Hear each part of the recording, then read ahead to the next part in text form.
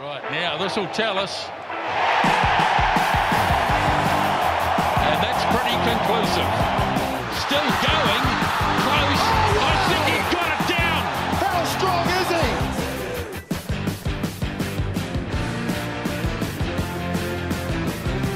he? Good afternoon, or evening, or morning. Welcome to another week of the Pick and Go podcast. Very excited to get stuck into some more international rugby. And joining me, as always, I've got the great Paul Moari to my left. Paul, how's your week been? It's been pretty good, thank you. It's good. It was great to see the All Blacks back on the pitch. I'm sure we'll get into that a wee bit further on. But yeah, all in all, quite happy with the way things are going. And to my right, the Thunder from Down Under, Karl Tiley. How are you? It might be the greatest introduction we've ever had. We'll keep that on. I'm good. Like Paul, very happy to see the All Blacks back in action. Very happy to see the minus 99.5 get up. At around $8. Yeah. If you were listening $8, to the Pick and Go $6, podcast. $7, all of the above. Just take whatever price you can get. Can confirm B were pretty happy too on the night off. So yeah, let's rip in and another big week of rugby. Didn't he actually put the bet on as we were doing the podcast last week? He did. Put a few on, yeah. I think he's got one still riding on the Springboks beating the Lions in the first test as well. So I flicked him a quick text halfway through the game. I think when we were up about 40 points after 20 minutes or whatever it was, and he came back and said, "Should we cash out?" I said, "We're going to let it ride." Way. But the last couple of minutes, I was thinking, "Shit, we should have cashed out." You had to wait for the very final minute, the final play, final play, but you got there. That's all that matters. Yep, good fun. So there's no notes on the account balance. That's what they say, right? Exactly. That's Just like golf, no pictures on the scorecard. Yeah, anyway, might as well get stuck right into it. Obviously, yeah, we spent plenty of time last week chatting about the All Blacks playing, a pretty understrength Tonga side. There's been plenty said here in the media, on social media, everywhere else between Saturday and today about what the state of the game and everything like that, and did we actually learn anything should have been played? But did you have any takeaways from the game as a whole, Karl? Or Tonga are not very good. All Blacks are very good. Yeah, it was a glorified training run. Probably one that the All Blacks needed, I think. There's not a lot you can say really, is there? To be fair to Tonga, their team at full strength is obviously a lot better. Oh, yeah. So they put together the best team they could. There are a number of club players running around against the All Blacks last Saturday night. So I'm not sure what else we really expected. It was always only going to be one-way traffic. It would have been nice to see them dot down. I'm just trying to think back during the game. I don't think they had a really out-and-out scoring chance where they sort of dropped the last pass. 4 or 5 penalties in a row with the last couple of minutes. They had the ball for a long time, which looked like keeping New Zealand from scoring 100. And full credit to the boys for not kicking it out and getting rid of it. They could have prevented that 3 figures. Gone for the 3, or even just tie the ball up. Yeah. Get the game over with and keep it at 90, whatever it was, 95, and not get the 100 put on them. But they carried on playing, and I thought that was very, very classy and very big from them, trying to score and play on right to the end. So. Yeah, no, I think you've got to give all the Tongans out on the park, obviously, plenty of credit. There was, I think a lot of things said about, the game shouldn't have even been played or anything like that, but it's not the first time the All Blacks have run up a big score or anything. No. They've scored 100 points plenty of times. You just think back to 95 and what was 145 points against Japan, and look where they are now. I was thinking about that during the game. The pace in which the All Blacks were scoring tries on Saturday night, add another 45 points to that. And Japan scored 15 points as well. There's just end-to-end stuff. I want to go and watch that. Yeah, no, it was would have been. Yeah, I don't know if there's a VCR floating around of Mark Ellis's exploits, but it would be pretty interesting to just see how quickly they were scoring tries and turning back around and going again. We just have to fire up Jonah Loma Rugby and get into that.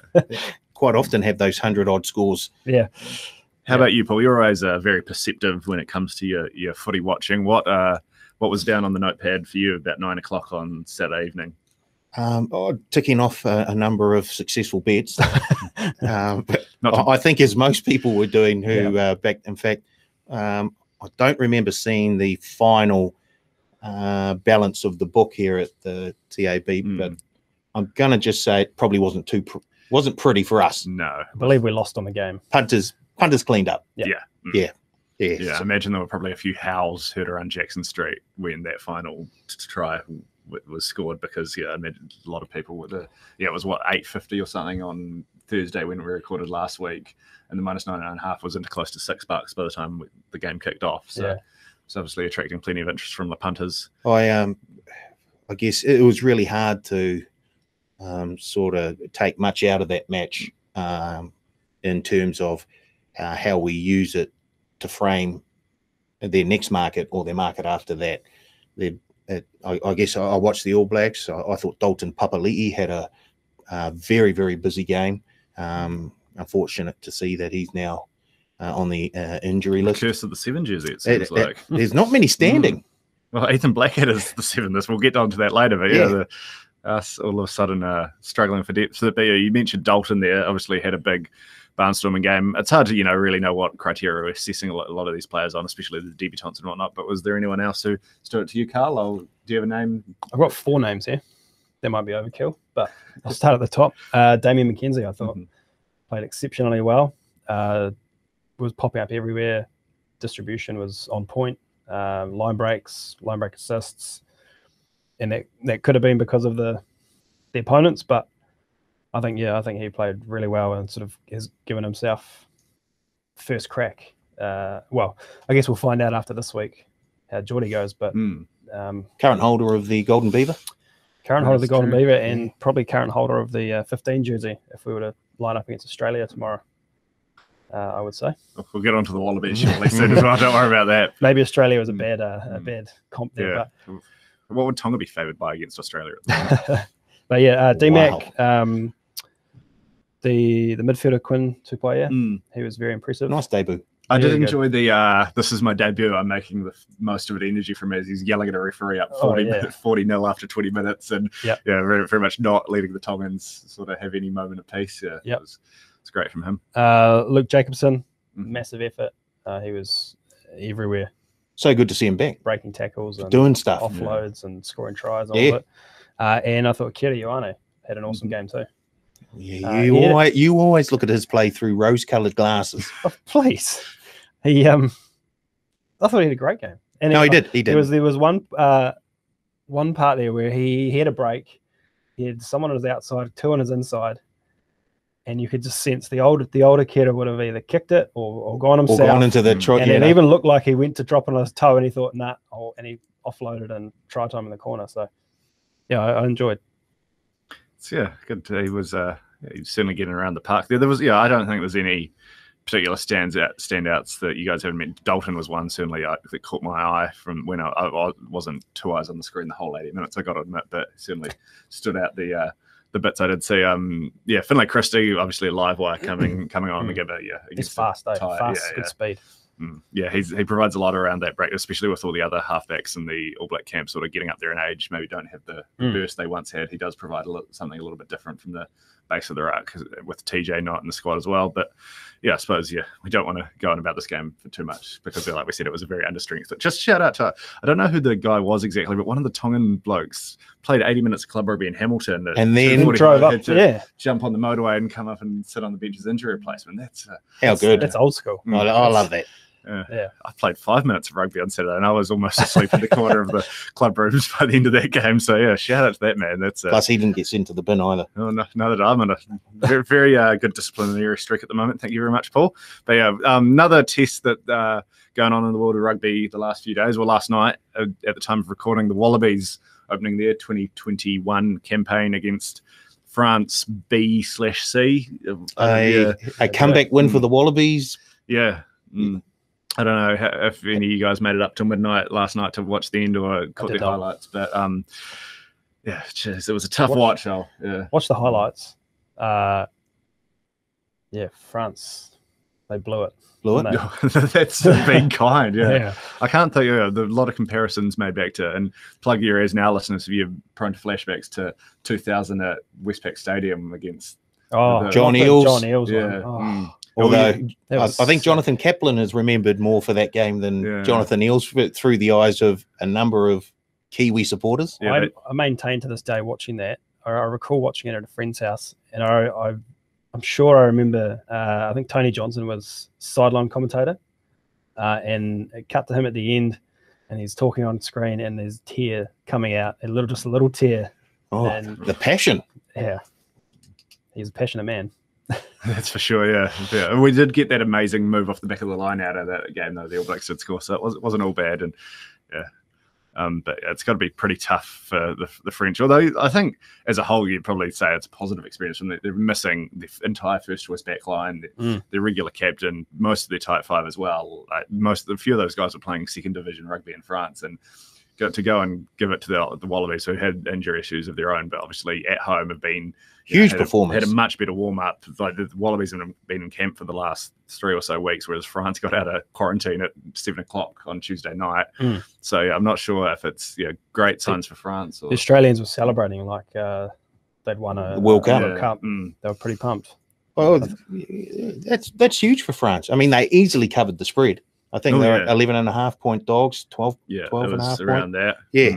So, I mean, it would have been great for them to win. It was sort of France being France. Yeah, there was a bit of that. There were a few ill-advised decisions, shall we say, when you're holding on to a lead in the second half of a test away from home in that final 20 minutes or so. But Taniela Tupou, he is a machine, isn't he? He had like 28 minutes on the park and probably the best man on field. Yeah, boy, between him and Marika Karabidi, I think they accounted for about 90% of the Wallabies meters gained. There was a little move late in the second half where Tupou was sitting at 12 or 13, and these little short balls straight through the middle. Holy, I would let that man run straight past me every day of the week. Yeah, sorry, he was yours. Yeah, it'll be interesting to see if Rennie does keep him in that sort of impact role off the bench as he did for most of last season as well, or whether he prefers him coming up on the starting 15, because the scrummaging's improved outside as well. He's a legitimate asset in the scrum as well as around the park. So yeah, he's certainly one of the bright spots for the Wallabies. But the odds are about the same. Paul mentioned France were about 10.5, 11.5 point underdogs for the first test. Another midweek test, I think it's next Tuesday night. The two sides are competing again. And just looking at the odds now, not much difference in the opening odds. Australia currently 10.5 point favourites again. France 365 head-to-head you can get them. I don't think they're expecting to get any more troops back. They haven't bothered bringing over the guys from Toulouse or La Rochelle or a few of the Paris-based players either who went late into the top 14 season. But boy, you'd expect France to only get better, right, being out of camp and actually be able to train properly. And, there's no way you can't take the plus on the back of the performance of both teams. It seems like a wee bit of a gift. Especially with that French defensive system. They obviously got Edwards there, who masterminded Wales defence in the past. And he's a defensive gun, and it seems like it doesn't matter. Even if they're missing their first choice players, they're still going to be incredibly hard to score against France. And with all the injuries Australia have in the back line, I would not be trusting them to score. Poor Noah Lawson just looked lost out there at times last night. He was looking around like some sort of sheep or something, just looking for someone to tell him where to stand. Help. The Frenchies at 1 to 12 at $5. That's probably give me some of that. Pretty keen to get involved in that, but I don't think there's too much more to go on about that. It's like I said, two pretty average sides. France, once they do get all the troops back for the end of year test, I think the All Blacks are currently scheduled to play them. Obviously, a lot it's got to go under the bridge between now and then, global health situation wise. But if we do get an All Blacks France test with a full strength France squad at the end of the year, that should be a lot of fun. Seeing the likes of Dupont and Ntamak and Gal Fakou going head to head with the All Blacks. I saw on Twitter this morning, a former TAB employee, a bookie, had tweeted at the start of 2020, that France will win the 2023 World Cup. And he kindly reminded all of his followers last night by retweeting it. So look out. Yeah, well, they obviously got home field advantage, and a lot of that generation, they won 2 straight under 20 World Cups. So plenty of talent coming through there. We can't get straight onto the World Cup cycle just yet. And one last question I do want to ask you, Paul, before we move on. You obviously got a background in the bookmaking area. If you had to set a line for Bledisloe 1 right now, what is it? Oh, Bledisloe won. I'd have the All Blacks. Where's it been played? I believe. I don't think it matters. I think it's over here, right? Not the. Yeah. Just pulling up the great podcasting as I just flick through my. No, it's Eden Park, Auckland. So Australia. The Fortress. Yeah, obviously a great record there. That's 10 points added anyway. Yeah. Gee, I'm thinking. Oh, have I gone far enough? What's the initial thought? I'm thinking 24.5. It'd have to be about that, right? I'm just pulling up the past results at Eden Park because obviously we know how the Wallabies have struggled there. It was 27-7 last year, 36-0 the year before, and 40-12 in 2018. Yeah, I think. Give me the minus now. So 24.5 not enough. Yeah, you've got to worry. Like, if Australia aren't getting a few of those backs back, I think they're going to really struggle. Like, they just don't have the troops up front to. I don't know, but I don't want to pile too much dirt on the grave just yet because they did beat the All Blacks and draw with the All Blacks last year. Yes, I don't see Tupou making those sorts of yards against the All Blacks. I see a slightly more solid defensive line. Well, and although the French weren't that bad, to be fair. I also think if you have Hunter Paisami running around in the backfield like he's chasing a drone or something, that the All Blacks will probably be slightly better equipped to take advantage of these defensive misgivings of that Wallaby backline. But yeah, I think you got to get Reece Hodge back into centre sooner rather than later, presuming he's healthy, because it was not pretty. But moving on, main event. No point in holding off any longer. Down under the roof in Karl's territory, the All Blacks are taking on Fiji for the first time in 10 years on Saturday night. Fiji, not at full strength either. They are missing a few blokes from the top 14 and whatnot, but should provide a much sterner test than that Tongan side did for the All Blacks on Saturday night, last Saturday. Good to see, these two teams. Fiji are probably one of the stronger of the second-tier nations at the moment, getting a chance to take on the All Blacks. What are your sort of initial thoughts looking at the 15 so far, Karl? Our 15 All Blacks. Yeah. I like it. Mm-hmm. I think the back line looks very sexy. I love a sexy back line. Very fast. I'm excited by the changes that they've made. I think it's obviously a completely new team. Good to see Aaron Smith, Beauden Barrett back together. I think they're going to Geordie at fullback as well. Yeah, that'd be a pretty fun trio. Yeah, I'm excited. Havili at 12. I think I said last week I'm excited to see him there. So just all round excitement. The great Brodie Retallick back in the second row. That's the one that jumped out to me. Big one. Just great to see him back in action on New Zealand rugby field. Hopefully he can hit the ground running. Yeah, between him and the human lamppost, Leone Nakarawa, locks are just going to be throwing off loads and dummies and chip kicks and all sorts. It's going to be a great game for the admirer of a skillful big man on Saturday night. Throw Tui Pelotu in there as well. Yeah. How good was his little breakaway on the weekend? It's a very, very good All Blacks team. Obviously, a few players getting another go. It's Blackadder's first start in a test. Not in his natural position. No. Probably his fourth best position, arguably, if you were ranking them. The cursed 7 jersey. Yeah. George Bowers' first start as well. Yep. It's good to see these players getting blooded in games like this. Give them an opportunity to find their feet and get a wee bit of experience before they hit the tier 1 teams, the big boys. So obviously not expecting another 100-point romp, but certainly expecting another very, very comfortable win. I think the line's at around 44, 45. So are you on the minus? No, you're right. I was just going to say, what do we think about the makeup? So Bodie and Geordie 10-15, and then Damian McKenzie, Will Jordan on the bench.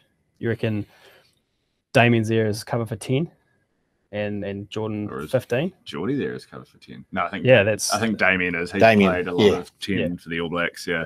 Though I was thinking today, if you sort of look at that blueprint the Springboks had during the World Cup, where you had the 6 forwards on the bench and then just the 2, like Geordie is sort of that perfect, or even Damian to be fair, but Geordie can cover midfield, that Francois Steyn style guy who can literally cover 10, 11, 12, 13, 14, 15 if we did want to go down the Springbok route and match them up against those more physical sides and roll on an entire second tight 5, which the depth we've got, especially in the second row at the moment, you could certainly see the All Blacks maybe looking at doing. or even if you chuck a guy like Blackadder on the bench who can cover 4 through 8. So there's a little. But yeah, I think Damien is probably they want to give him a run at 10 at some stage. He popped up a lot at first receiver last week. Yeah, dual playmaker. Maybe. Yeah. I hear you. No. Yeah, no. I stand by what I said last week. Bodie sporting the 2 black eyes at training as well. So yeah. Don't quite know. Yeah, but it'd be good to see him get it. Who'd he get that from? Not one to speculate. Okay. We know that. All right. Yeah. But yeah, I think the main thing for me is seeing Smith and Barrett back together in the 9-10 combination. That's the All Blacks have been at their best when those two have been the halves pairing for the majority of the last 5 or 6 years, I'd say, since 2015, really. Yep. And I hope they can, reconnect and hit the ground running, and we'll see plenty of fireworks, because it should be, obviously under the roof conditions are going to be good. It's a Fijian team that it will also hopefully want to throw the ball around. Just looking at some of the names there who they have named, they're not short on skill, that's for sure. Oh yeah, for sure. And there'll be a few big hits as well. Certainly some fearsome defense to worry about. It won't be a training run by any stretch of the imagination. So is there any other talking points from the starting 15 or the squad that's been named before we move on to their opposition? Does Rico at 13 again and George Bridge at 11? Are they locked in? No. Well, maybe. Like, who else is? What are the other exactly? options? I think Rico's locked in until Leonard Brown gets back. Leonard Brown, yeah. I think all those midfielders are auditioning to be the Leonard Brown's +1, right? Until Yep.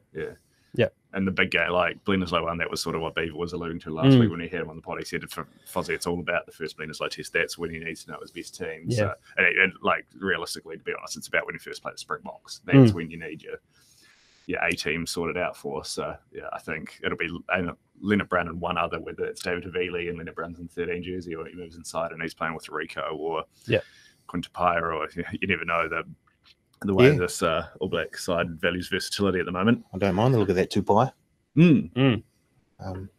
Certainly, he might be a little bit green still, but in a couple of years, his ball running in particular is very impressive. He can break a tackle or two.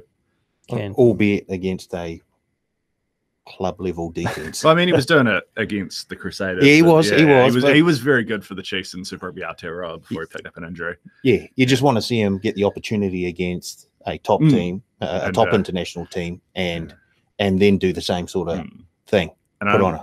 He's obviously not in the squad this week, but the midfielders who do, they will be up against a proper defense, because I don't know if many of the listeners are familiar with Lavani Bottia's work, but he's put a few men on their backside in Pro 14 or the Heineken Cup over the last few years, so he'll be flying out of the line looking to make up a highlight or two.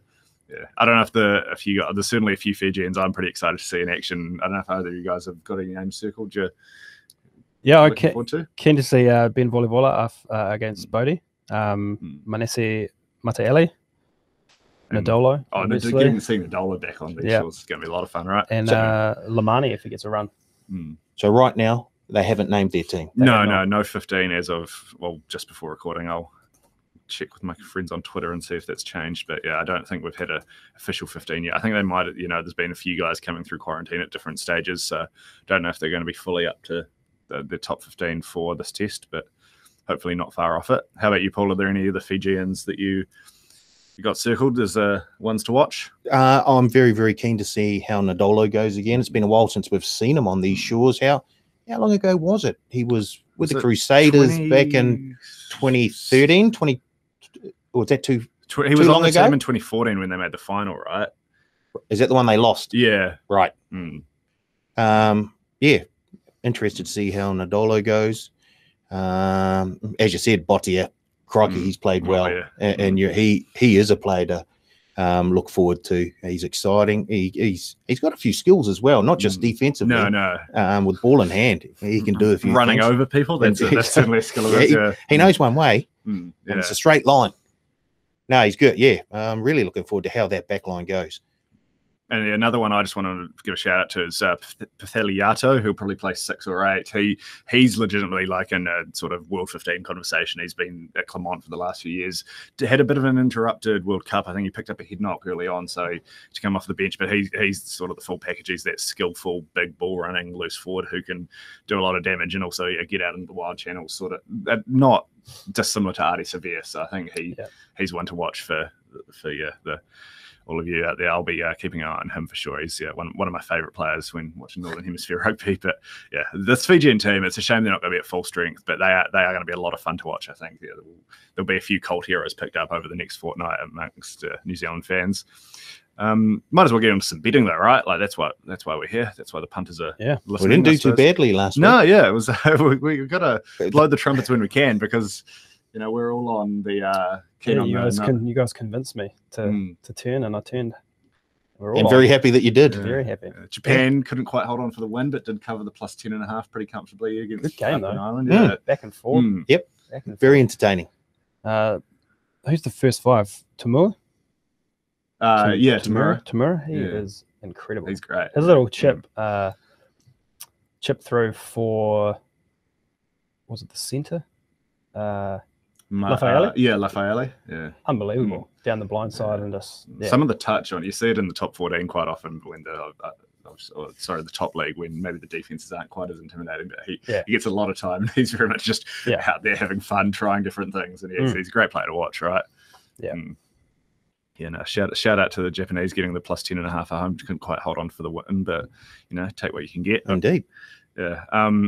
I don't know what, Paul, I'm sure you've been perusing this market on and off for the last 3 or 4 days. Is there anything jumping out to you? I guess it's really just the alternate point starts, right? You got to be looking at it's 45.5. The line as of recording. I don't know if that's going to move one way or the other, depending on how strong Fiji's 15 is. But where are you sort of around that? Look, I am leaning Fiji's way at that 45.5. Look, we can't take too much out of last week. In fact, we can't take anything. Completely different team, right? It's a totally different team here. They're a lot closer to the correct line this week than they were last week when I think it opened up at around 75 or 74. But the 45, I think, is enough to interest me in taking Fiji. I really like that. They have a lot of international experience, and I mean that at not a club level. Well, I guess it's clubs over in Europe. But when we used to play them back in the 90s, just about all of their players were based in the Pacific somewhere. Now they're all they're picking up a lot more sort of experience in Europe and Japan, France. So the 45.5 is where I'm going. Fiji plus. Yeah, I'm certainly leaning that way. I think, obviously form lines have changed a lot over the last 18 months. There's been a lot of international rugby. This is a team, was within 12 points of Wales and 19 points, I believe it was, of Australia, or 18 points of Australia at the last World Cup. So in that Australia game, they were actually leading, and then the Wallabies had to score 4 tries in the last 25 minutes to sort of get over the top of them. So they're certainly capable of putting a fight up. It'll be tough because they've only just got out of quarantine themselves. What was it, yesterday? Wednesday. I think yesterday is a time of recording. So it's going to be tough on them. But just the fact that they've got so many players who have that experience playing overseas, I think that's just going to be so much in their favour. And these guys can tackle. The All Blacks won't get a free run. Their forwards are big and strong. Well, they're big and strong right across the field, to be fair, and skillful. Yes. They're not just going to go out there and just try and tackle blokes. Like they're going to throw the ball around and actually score some points under the roof. If anything, like it's a home field advantage for New Zealand, but the conditions are going to be right up the Fijians' alley. Like these guys all have sevens backgrounds, and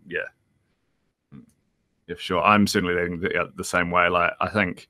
The thing, we always say maybe the All Blacks are a bit rusty in their first test of the year. We crawl back a few tests against England and Wales and Ireland where they've scraped through games. And realistically, this is the All Blacks' first actual test of the year. Like last week was essentially a training round. This is the first time they're going to actually probably have to do a lot of defending for different types of the game. Ben Volivola is a first 5 who can move a team around the park and actually put the All Blacks in or make the All Blacks back 3 think and have to counter-attack and things like that. I'm expecting Fiji to certainly, the 45 looks very big for me. And sort of like last week we were saying, get on a few of the alternate starts because it could blow out. I could actually see it.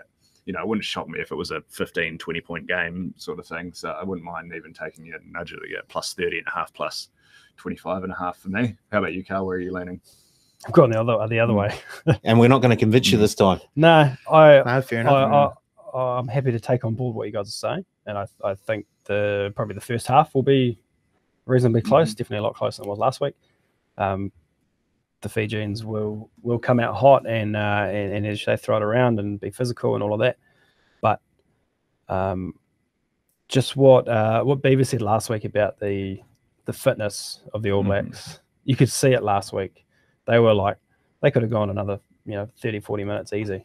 And it probably because when you're on attack, it's a lot easier. But I look at this team and I think the backline's a better backline than it was last week with the more established halves pairing. And then the guys coming off the bench all had a run last week, or majority of them had a run last week in the run-on side. So they'll have that continuity already. I've gone I've gone an alternate line, and I've gone to the minus 49.5. I think Interesting. the 50 points is on offer at $2.27. You've talked me into another bet now. Just the back end of the game, I think there could be a few more tries going the All Blacks way. Yeah, I agree. I think the Fijians will come out fire and brimstone. So I'm very happy to take the Fijians plus 20.5 at half time. Yeah, I'd take that too. I don't mind that one. Yeah. Yes. I certainly think one of your favourite markets, Karl, the half with most tries, second half's $1.73. I think that's my best bet of the game. Just sort of came to mind right now, but I think the Fiji the fitness level is probably not going to be up to the level the All Blacks are. But especially they're just coming out of quarantine. But these are all professional players who've been like 3 or 4 seasons in France. But All Blacks have been in camp for 3 or 4 weeks now as well. Yeah. Oh, no, I just expect subs coming on for both teams. The gaps will open up. I think the All Blacks will score a lot in I think Fiji, I'm shocked if they don't score at least a couple of tries. They're going to be throwing it around, and they've got the athletes. Like they do get 1-on-1 against the wrong guy, they can certainly take it to the house. Like you get someone like Yato or a couple of those midfielders, Botti, that like you put them in a gap, they will be gone under the roof. So I can see, I think the second half will. But first team to score, Fiji, $4. That's a penalty goal. Volleyball is not a bad kicker, so I can see them. That's. I wonder what first. Do we have first scoring play penalty goal? That could be a one to have a go. Actually, not. Not currently, but that's something to have a look. But so you're going for the alternate start as your best bet of the game? I am, I'm going to take the minus 49.5 at 227. Nice one. What's yours? Is it first half plus or something else? Best bet of the game, Paul? Best bet, Fiji plus 20.5 first half point start. Cool. Yeah, and I'm just going to go with, as I said, half of the most tries, second half, $1.73. Yeah, nice. Looks pretty good to me. So that's best bets of the game. We might as well have a little tour around the world now. There are a few other tests going on. Hard to really say too much about the Lions tour in South Africa currently, given the game's been called off against I think it was the Bulls that were meant to play on Saturday. Postponed. Postponed, right? Yeah, it's postponed to 2022. Maybe. Yeah. Wow. That we don't off the markets on whether the first test will kick off this year or not. Is all I'm going to say. I don't know. Is there any of the other tests? What have I got written down here? Wales playing Argentina, England, Canada, Ireland taking on USA. Anything catch you guys eye there? Or I went back and had a look at all the highlights of these games from the games played last week.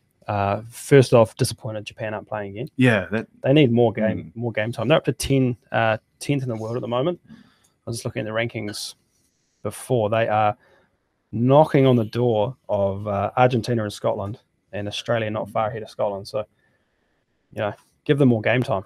Especially this time of year where with the Lions, all the other Northern Hemisphere teams are under strength. And, why are they not playing England?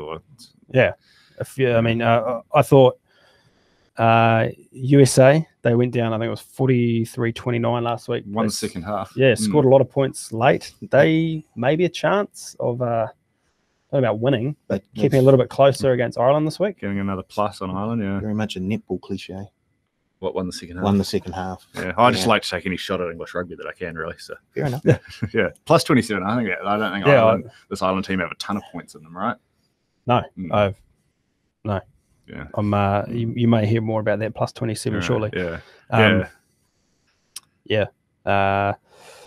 What else? Canada. Fall from grace over the last wee while. I was sort of looking at the lineups between, or the Romania are ahead of Canada in the world rankings, which I was not aware of before jumping on this podcast. So that kind of shocked me. There were a number of World Cups where Canada just kept getting drawn in the same group as the All Blacks. Like the last one. Yes. Yeah. They Two in a just, row. yeah, they just, for some reason, I guess it's the, the first place or second place in the Americas sort of always gets drawn against the top team in Oceania or something like that, and it just happens to always be us. But yeah, they have fallen away because they did. 2011, they were a pretty good side when they came out here. Over here, yes. Yeah. They put up a fight. Like they've made quarterfinals at World Cups previously, and they weren't always.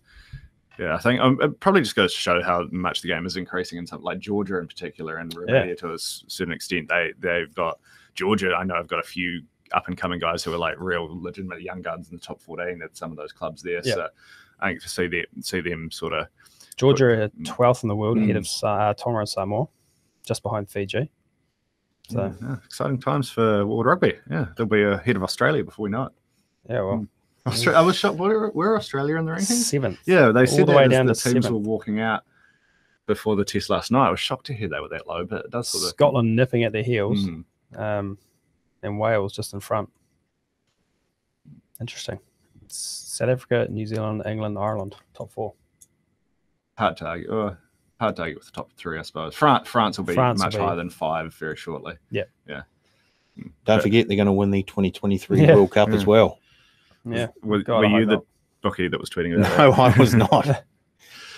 But yeah, Karl did hint at. We got we've already given our best bets for the All Blacks test, but I have asked you each to bring a best bet for one of the other games on this weekend. Karl, you've seems like you've got yours ready to go. So do you want to share it with the punters? Yeah, and it's not the one you think I'm going to take. I'm going to take Wales minus 6.5 at $1.92. Interesting. Over Argentina. Just watching the highlights of the games, I feel like Wales look like the better team. But that may well very much have something to do with their opponents that they played. Was that Canada? Canada and Argentina were against Romania. So, but yeah, I'll take Wales minus 6.5 at $1.92. So, because I'm going the other way, I'm taking the plus 6.5 for my bet there. To be honest, I haven't done an in-depth study of who's in the Pumas squad, but they're obviously pretty strong. They I don't know if you guys remember this, but they beat the All Blacks last year. So I genuinely do not remember that. Really? No. Yeah, no, they've the Pumas in Sydney. No. Okay. Go on. Was that before or after Maradona? No, it was before. Before. Yeah. Come to the Pick and Go Rugby podcast for the but the Pumas, very strong squad. They're not missing too many of their key players, whereas Wales obviously missing a few strike weapons to the Lions. I think the Pumas, the style of rugby they play, if Wales aren't at full strength up front, they'll be able to turn this into an arm wrestle. So I'm back in the plus 6.5. What's your best bet from around the grounds? Argentina head-to-head, 275. I just the way they played in the internationals down here last time out. They are a very, very well-drilled side.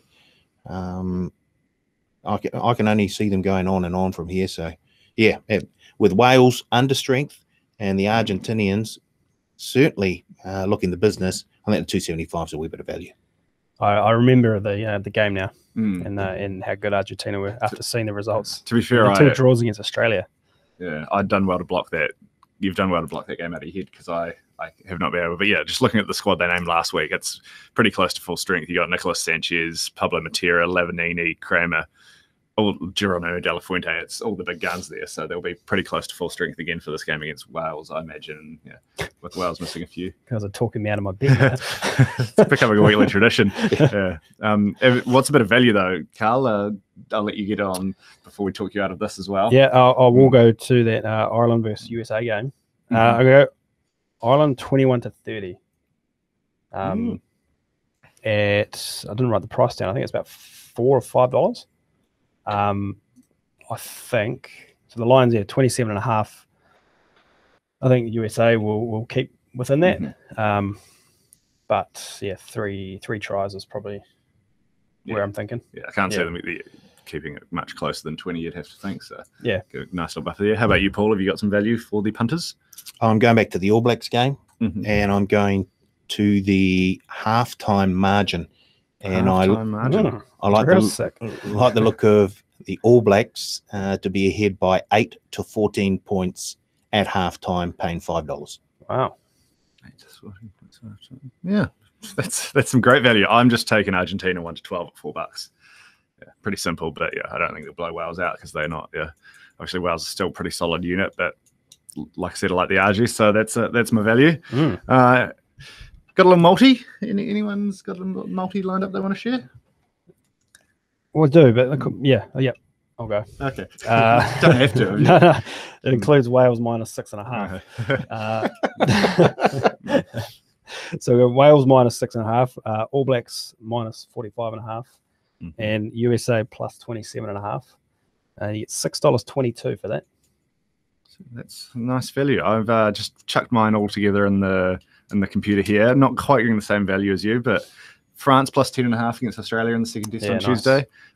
USA plus 27.5 as well, and Argentina plus 6.5. So can't both be winners. Sorry, Karl. But probably the way these I'm more than happy to swap out my Wales for France plus. Yeah, maybe we chuck that in and get some sort of pick and go multi. But those are my three just at the line, 583. Paul, I'm sure yours is much higher in price than that. No. I'm going with the 3-team multi as well. All point starts: France plus, Argentina plus, Fiji plus. Nice. I like it. Should be some fun rugby to come over the weekend. Any final notes before we let the punters get back to their days? You just quickly had a quick look at the betting on the All Blacks before we came up to the studio here. So far, early days during the week, but 90% of the betting in the point start market is sitting with New Zealand. So we'll be cheering Fiji plus. The TAB will be, yes. Right. Right. So far, anyway. Eight punters, there's 8 bets of 1,000 or more on New Zealand point start. And the biggest margin in the alternate point start, minus 68.5 at $6. No, any takers? The bookies, I didn't see anyone on. I didn't actually, to be honest, didn't look at it. I just saw that, and I was just seeing how big we could go this week, just in case. But yeah, the bookies learned their lesson after last week, I think. Oh, this is the week to push it out to 99. Yeah. Get on and yeah. So a couple of little tidbits there. Good that one of us came prepared to the podcast. I do appreciate that, Karl. Thank you very much. You're welcome. And thank you, Paul, for joining and for all your hard work, as always. It's always a pleasure to get the insider from Mr. Moati. And thank you, as always, punters. Thanks for joining us. We'll be back again next week to break down the first test, and there's plenty more rugby, hopefully getting closer to a Lion Series kickoff as well. So start to take a little bit of a closer look at that. Tune in next week for all of that action and probably a few more bets. Cheers, guys.